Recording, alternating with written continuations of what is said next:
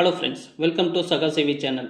இன்றைக்கி நம்ம என்ன பார்க்க போகிறோம் அப்படின்னா, டிஎன் போர்டோட 12th ஆனுவல் ரிசல்ட் வந்து எப்படி செக் பண்ணலாம் அப்படிங்கிறத பற்றி அந்த வீடியோ நம்ம ஃபுல்லாக பார்க்க போகிறோம். ஸோ ஸ்கிப் பண்ணாமல் இந்த வீடியோ ஃபுல்லாக பாருங்கள். ஓகே, ஃபஸ்ட்டு வந்து கூகுள் குரோம் வந்து ஓப்பன் பண்ணிக்கோங்க. அதில் தமிழ்நாடு 12th ரிசல்ட் 2025 அப்படின்னு டைப் பண்ணிவிட்டு கீழே நீங்கள் பார்த்தீங்க அப்படின்னா அதில் டிஎன் போர்ட் ரிசல்ட் அப்படின்னு ஒரு லிங்க் இருக்கும். அதை வந்து நீங்கள் கிளிக் பண்ணிக்கோங்க. ஓகே, இப்போ அதை கிளிக் பண்ண உடனே இந்த மாதிரி தான் ஒரு பேஜ் ஓப்பன் ஆகும். இதில் வந்து +2 எக்ஸாமினேஷன் ரிசல்ட் மார்ச் 2025 அப்படின்னு ஒரு லிங்க் இருக்குது. இதை வந்து நீங்கள் கிளிக் பண்ணிக்கோங்க. ஓகே, இதில் வந்து ஃபஸ்ட்டு உங்களோட 12th ரெஜிஸ்டர் நம்பரை வந்து நீங்கள் கொடுத்துக்கோங்க.